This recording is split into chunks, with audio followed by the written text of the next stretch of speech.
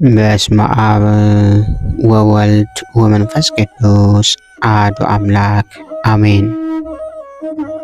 እንኳን በታኅሳስ 28 ቀን ታስበውና ተከብረው ለሚውሉ ለቅዱሳን በዓላት እንዲሁም በዚህች ዕለት የገና በዓል የሆነበት የልደት በዓል በሰላም አደረሳችሁ አደረሰን። ዕለተ ገና በዓል ይህም እንዲህ ነው። በአምላካችን በረቀቀ ጥበቡ ሰዎች ሁሉ ይቆጠሩ ዘንድ ስማቸውን የሚጻፉና ይመዘገቡ ዘንድ ከንጉሥ ቄሳር ትእዛዝ ወጣ። ስለዚህ ከእመቤታችን ከከበረች ቅድስት ድንግል ማርያም ጋር ሊቆጠር ዮሴፍ ከናዝሬት ወደ ቤተልሔም የእርሱንና የብሩክት ቅድስት ድንግል ማርያምን ስም ያስመዘግብ ወጣ። እርሱ ከይሁዳ ነገድ የዳዊት ወገን ነውና ቤተልሔምም የዳዊት ቦታ ናትና። የከበረ ወንጌል እንደተናገረ ከዚህ በኋላ ከዚህ ሳሉ የምትወልድበት ቀን ደረሰ። የበኩር ልጇንም ወለደች። አውራ ጣቱንም አሰረችው፣ በጨርቅም ጠቅልላ በበረት አስተኛቸው። ለማደሪያቸው ቦታ አልነበራቸውምና። በዚያም ሰፈር እረኞች ነበሩ። ሌሊቱንም በየተራቸው ተግተው መንጋቸውን ይጠብቁ ነበር። እነሆ የእግዚአብሔር መልአክ አጠገባቸው ቆመ። የእግዚአብሔርም ብርሃን በላያቸው በራ። ታላቅ ፍርሃትንም ፈሩ። መልአኩም ለእናንተና ለመላው ዓለም ደስታ የሚሆን ታላቅ የምሥራች እነግራችኋለሁና አትፍሩ አላቸው። እነሆ ዛሬ በዳዊት ሀገር መድኅን የሆነ ጌታ ክርስቶስ ተወልዶላችኋልና እናንተም ምልክቱ እንዲህ ነው፣ ሕፃኑ አውራ ጣቱን ታስሮ በጨርቅ ተጠቅልሎ በበረት ውስጥ ተኝቶ ታገኙታላችሁ አላቸው። ድንገትም ከዚህ መልአክ ጋር ብዙ የሰማይ ሰራዊት እግዚአብሔርን እያመሰገኑ በሰማይ ለእግዚአብሔር ምስጋና ይሁን፣ በምድርም ሰላም ለሰው በጎ ፈቃድ እያሉ መጡ። ከዚያም በኋላ መላእክት ከእነርሱ ዘንድ ባረጉ ጊዜ እነዚህ እረኞች ሰዎች እርስ በርሳቸው ኑ ወደ ቤተልሔም ሄደን ይህንን እግዚአብሔር የገለጠልን ነገር እንወቅ አሉ። ፈጥነውም ሄዱ። ማርያምንና ዮሴፍን ሕፃኑም በበረት ውስጥ ተኝቶ አገኟቸው። አይተውም የነገሯቸው ስለዚህ ሕፃን እንደሆነ አወቁ። እረኞች የነገሯቸውንም የሰሙትን ሁሉ አደነቁ። እረኞቹም ለሕፃኑ ሰግደው እግዚአብሔርን እያመሰገኑ ወደ ቦታቸው ተመለሱ። በወገናችሁ ሰው ሆኖ ለጎበኘንና ይቅር ላለን እግዚአብሔር ምስጋና ይሁን ለዘላለሙ አሜን። በዚህ ዕለት ታስበውና ተከብረው የሚውሉ 174ቱ ሰማዕታት ወይም የቅዱስ ጳውሎስ ማህበር ናቸው። በዚህችም ዕለት ዳግም ከእንዴናው ሀገር ሰዎች 150 ወንዶች 24 ሴቶች በሰማዕትነት ሞቱ። እኒህም ቀድሞ ከሃዲያን ነበሩ። የእንዴናው መኮንን የከበረ ሥራዊ ጳውሎስን በሚያሰቃየው ጊዜ ከዚያ ነበሩ። ሲያሰቃየውም ይመለከቱ ነበር። መኮንኑም ችንካሮችን በእሳት አግለው አይኖቹን እንዲያወልቁ አዘዘ።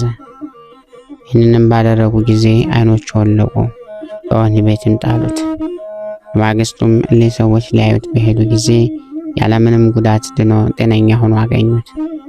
ክብር ባለቤት ጌታችን መድኃኒታችን ኢየሱስ ክርስቶስ አድኖታልና። ይህንን ድንቅ ተአምር አይተው እጅግ አደነቁ። ጣዖቶቻቸውንም ምንም መስራት እንደማይችሉ አስተዋሉ። ክርስቲያኖች የአምላክ እርሱ እውነተኛ አምላክ እንደሆነ አወቁ። ወደ ከበረ ጳውሎስ ሂደው ሰገዱለት፣ እንዲጸልይላቸውም ለመኑት። እርሱም ባረካቸው። እግዚአብሔር እምነታቸውን ተቀብሎ ከሰማዕታት ጋር ይቁጠራችሁ አላቸው። ከዚህም በኋላ ወደ መኮንኑ ቀርበው በክብር ባለቤት በጌታችን በመድኃኒታችን በኢየሱስ ክርስቶስ ታመኑ። መኮንኑም ራሶቻቸውን ቁረጡ ብሎ አዘዘና ቆረጧቸው። በመንግሥተ ሰማያትም የሰማዕትነትን አክሊል ተቀበሉ። እግዚአብሔር ምስጋና ይሁን። እኛንም በሰማዕታት ጸሎት ይማረን ለዘላለሙ አሜን። በታኅሳስ 28 ቀን ታስበውና ተከብረው የሚውሉ የቅዱሳን በዓላት ቅዱስ አማኑኤል አምላካችን በዓለ ገና ስቡሕ ለተማርያም ድንግል 174 ሰማዕታት ወይም የቅዱስ ጳውሎስ ማህበር ናቸው። ወርሃዊ በዓላት ደግሞ ቅዱሳን አብርሃም፣ ይስሐቅና ያዕቆብ፣ ቅዱስ እንድርያኖስና ሚስቱ ቅድስት አትናስያ፣ ቅድስት ዓመተ ክርስቶስ፣ ቅዱስ ቴዎድሮስ ሮማዊ፣ ቅዱስ አባድርና ቅድስት ኢራኢ ናቸው። የዳዊት ልጅ ዮሴፍ ሆይ ከእርሷ የተጸነሰው ከመንፈስ ቅዱስ ነውና እጮኛህን ማርያምን ለመውሰድ አትፍራ። ልጅም ትወልዳለች፣ እርሱ ሕዝቡን ከኃጢአታቸው ያድናቸዋልና ስሙን ኢየሱስ ትለዋለህ። በነቢይ ከጌታ ዘንድ እነሆ ድንግል ትጸንሳለች፣ ልጅንም ትወልዳለች፣ ስሙንም አማኑኤል ይሉታል የተባለው ይፈጸም ዘንድ ይህ ሁሉ ሆኗል። ትርጓሜውም እግዚአብሔር ከኛ ጋር ሆነ የሚል ነው። ማቴዎስ ወንጌል ምዕራፍ 1 ከቁጥር 20። ጌታ ሆይ ከብልጽግናቸው ብዛት የተነሳ ብዙ መባን ካገቡት ይልቅ የድሃይቱን አነስተኛ መባ እንደተቀበልክ ሁልጊዜ የሚያገለግሉን አእላፍ መላእክት እያሳሰብ በችግሬ ጊዜ የማቀርብልህን ምስጋና ተቀበል። እናንተም ቅዱሳን ነቢያት፣ የወንጌል ሰባኪያን ሐዋርያት፣ ሰማዕታትና ጻድቃን፣ ትጉሃን መላእክት፣ ፍጹማን ደናግል እንዲሁም ደጋጎች መነኩሳት ሆይ ልጅ አዋቂ ሳይለይ የምንሰበሰብበትን የጉባኤ ቦታ ባርኩ።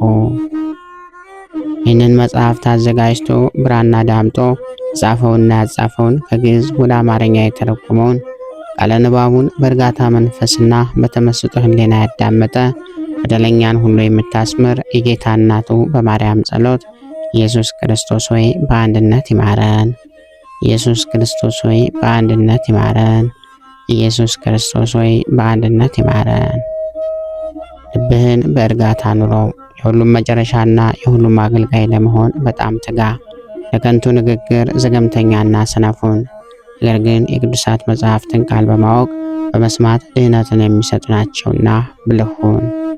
ታላቁ ባስልዮስ ዘቂሳርያ።